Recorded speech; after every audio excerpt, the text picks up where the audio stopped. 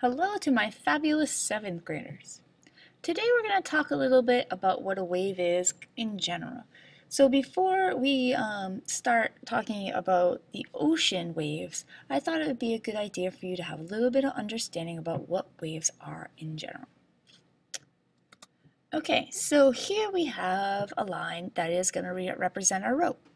And on the side with the arrows on it, somebody is going to take that end of the rope and move it up, down, and then back to its starting point. When we do it, the energy travels through the rope in this same type of pattern. As you can see, it goes up, down, and then continues on. So this pattern will continue all the way down the end of the rope, creating a disturbance in the rope. That's basically what a wave is in general. So a wave is a disturbance that travels through a medium. As you can see in this case, the medium is the rope. So a medium is anything that this disturbance travels through. Could be a rope, it could be space, could be slinky. It doesn't matter. Anything that this disturbance is traveling through is the medium. Any type of wave fits into two main categories or two main types. The first one is a transverse wave. And that's a wave in which the movement is in the opposite or perpendicular direction as the disturbance. And that's in contrast to longitudinal waves.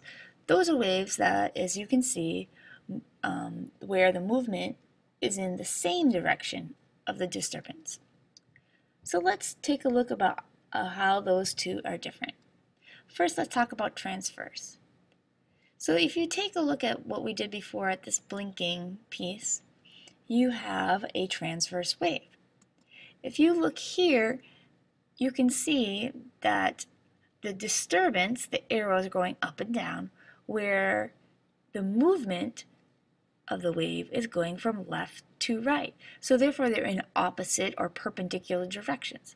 You can kind of have a clue as to how, which type of wave this is.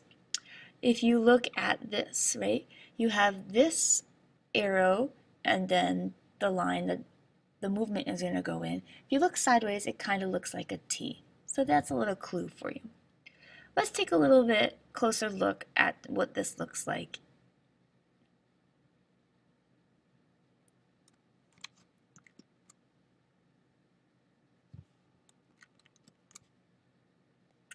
So here we have a little simulation. As you can see, the medium in this case is a spring.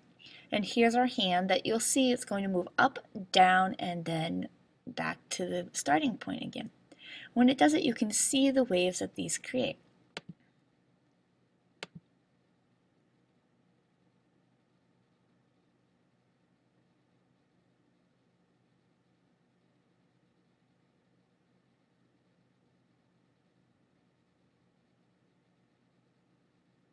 Notice how the hand went up and down, but the movement went from left to right. Therefore, they're in opposite directions, so that's a transverse wave. So let's see if we can go back. Okay, so now you should see the other type of wave, and that is longitudinal. So the longitudinal, if you remember, goes in the same direction as the disturbance. Watch here.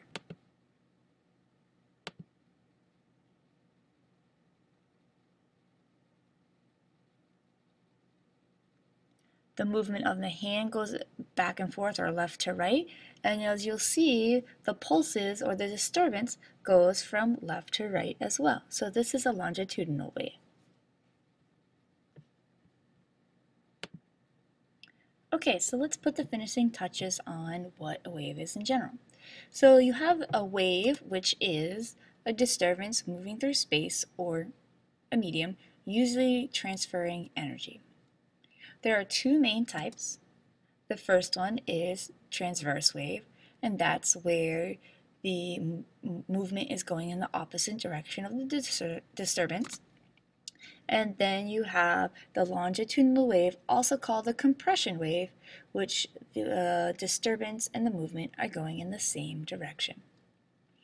So an example of a transverse wave, we've talked a couple of them we talked about before. So the pulses through a rope, as we stated before, and also if you remember talking about earthquakes, the seismic S waves or the secondary waves are also transverse waves, as are waves of light. So any light that you are seeing is actually a transverse wave.